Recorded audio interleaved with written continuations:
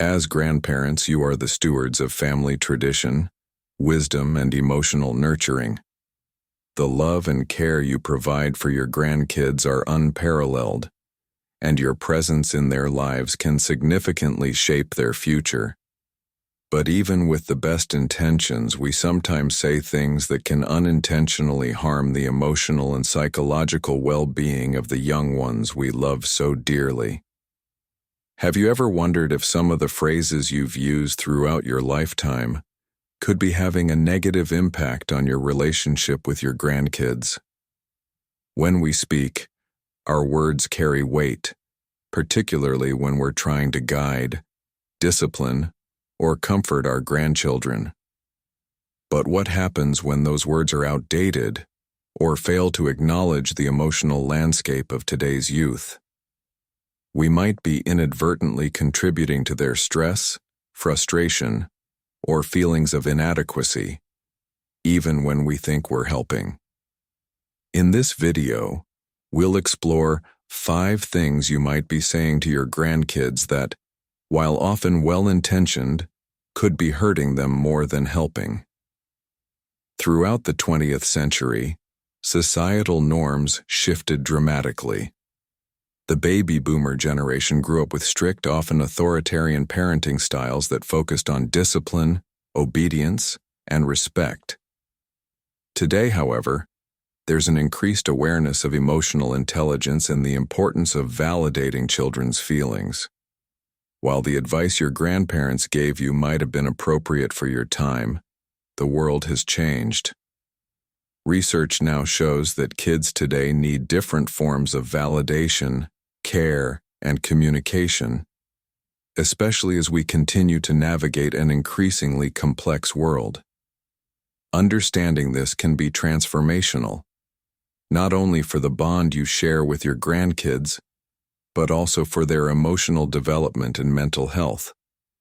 Let's explore 5 phrases you might want to reconsider, backed by research, and see how subtle changes in your words can make a lasting positive impact.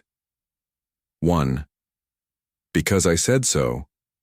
The phrase "because I said so" is one of the oldest, most commonly used expressions in grandparenting.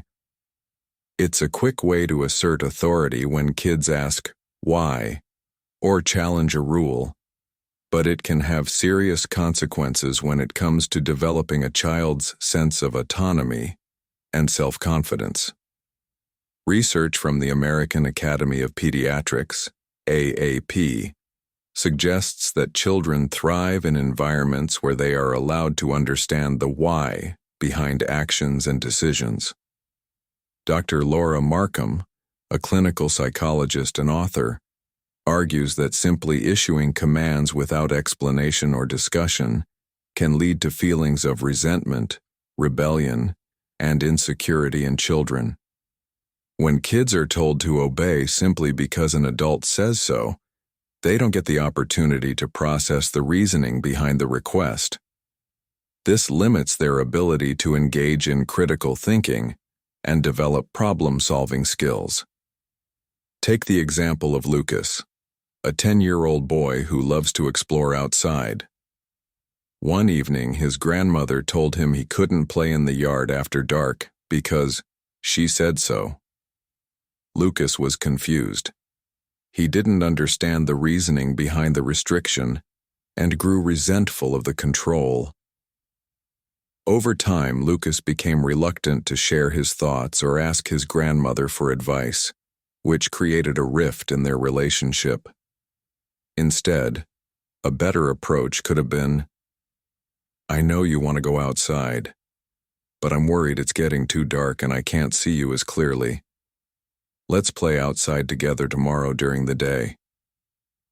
By explaining the reason behind the decision, you're not only protecting your grandchild, but also allowing them to learn the reasoning behind the rules, helping them develop their ability to understand and reflect on authority. 2. When I was your age? The phrase "when I was your age" is a favorite among grandparents, but it can actually cause emotional harm. It's natural to want to share your own experiences and wisdom, but when you compare your grandkids' challenges to those of your own childhood, you might inadvertently invalidate their feelings and struggles. Research in developmental psychology shows that comparison often leads to a feeling of isolation, where the child feels like their concerns are not worth discussing because they are too trivial. Today's children face a unique set of challenges. From growing up in a digital age, where social media, peer pressure, and cyberbullying are prevalent, to dealing with economic uncertainties, children's emotional burdens are different than those of previous generations. According to the American Psychological Association, APA, modern-day children are facing rising levels of anxiety and depression. These emotional challenges are compounded by adults who may unknowingly minimize their struggles through statements like, "When I was your age, we didn't have all these distractions."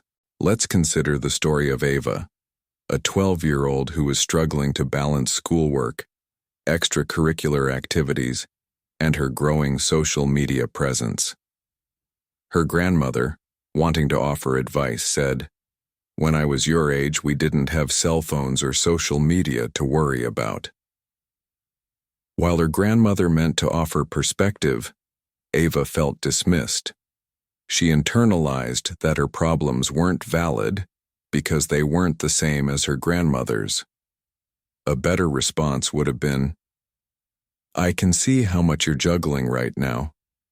It sounds like a lot of pressure. Let's talk about ways to manage everything and make sure you're taking care of yourself." This response validates the grandchild's emotions and acknowledges their experience as valid in the context of the challenges they are facing today. It also encourages open dialogue, showing that you are there to listen, not judge or compare. 3. You'll understand when you're older. While this phrase may seem like a way to comfort a grandchild or shield them from difficult topics, it can be incredibly dismissive. When you tell your grandkids, "You'll understand when you're older," you are essentially telling them that their thoughts, questions, and emotions are not worth addressing in the present moment.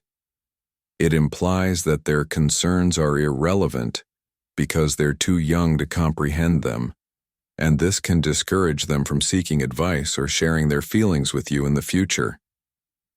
According to child development experts like Dr. John Gottman, who is well known for his work on emotional intelligence, children need to feel that their emotions are valid and that they can openly talk about what's on their minds. Research indicates that by dismissing their concerns, you may increase their feelings of anxiety and isolation, leading to poor emotional regulation.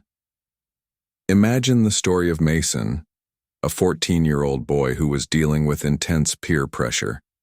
When he turned to his grandmother for guidance, she told him, "You'll understand when you're older. It's just a phase." Mason didn't feel heard, and instead of feeling supported, he became more confused and frustrated. The situation was left unresolved, and Mason shut down emotionally. Instead of dismissing their concerns, try saying, "I can understand why you're feeling that way. Let's talk about what's going on and I'll help you figure it out." This opens up a conversation and lets your grandchild know that their concerns are important, no matter their age. 4. That's just the way life is. This phrase can be used when a grandparent wants to reassure their grandchild that life's challenges are simply part of the human experience.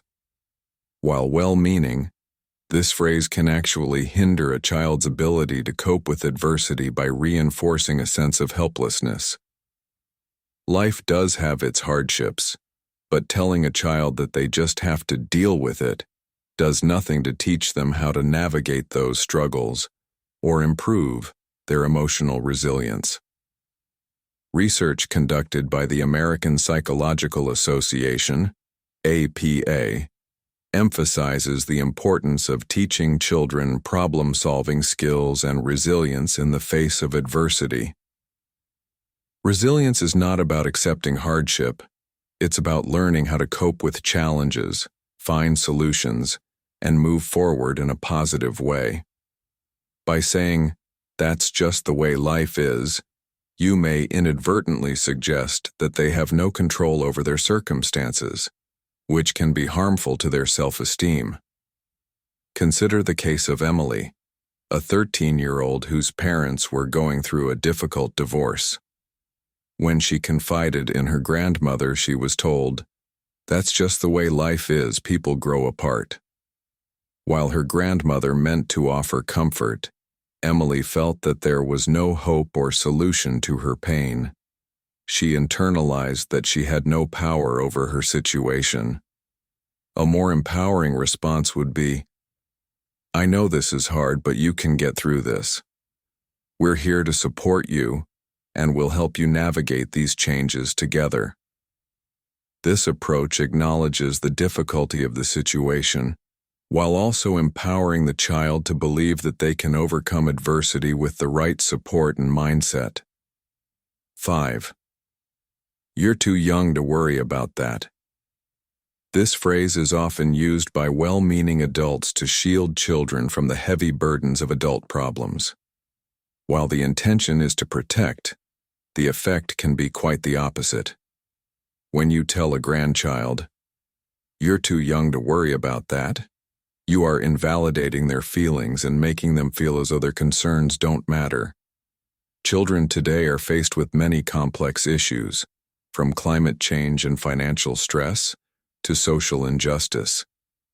Dismissing their worries sends the message that they're not allowed to feel what they're feeling, which can lead to confusion and emotional isolation.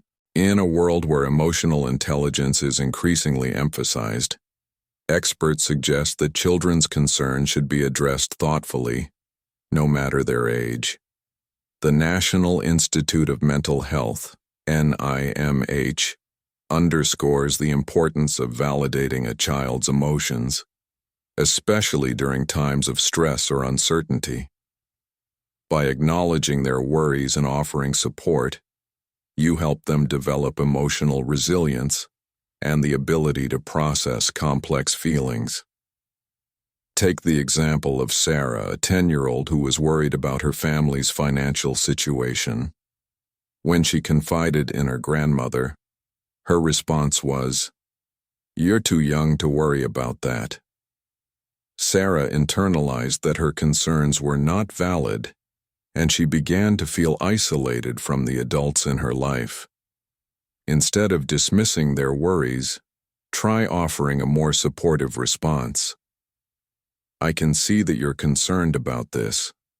Let's talk about what's happening and how we can work through it together." This not only acknowledges their feelings but also provides an opportunity to teach them healthy coping strategies. Final thoughts, Part 1. At the 60+ chapter, we believe in creating a life you love, especially after 60+ when it can feel like you're on your own, with fewer people to support you. Every story we share is meant to bring hope, knowledge, and tools to help you live better, not just longer. We're here for you, and we'll keep bringing you real stories, practical tips, and trusted advice every day. Don't keep this to yourself. Share this video with someone who needs to listen, or if it simply gave you hope. Please take a moment right now to click subscribe. It costs you nothing, but it means everything to us. It helps us reach more people like you, and it keeps the 60+ chapter channel going strong. Let's grow this beautiful community together. Remember, no matter how old we get, the lessons we learn along the way should always be shared, refined, and passed on to the next generation. The way we speak to our grandkids matters, and every conversation is an opportunity to build deeper, more meaningful connections with them. By being mindful of what we say and why we say it, we can help our grandkids develop into thoughtful, emotionally strong individuals who feel supported and loved at every stage of their lives. Thank you for being part of this community and for caring about your grandkids' emotional well-being as much as you do. Together, let's continue nurturing the bonds that matter most.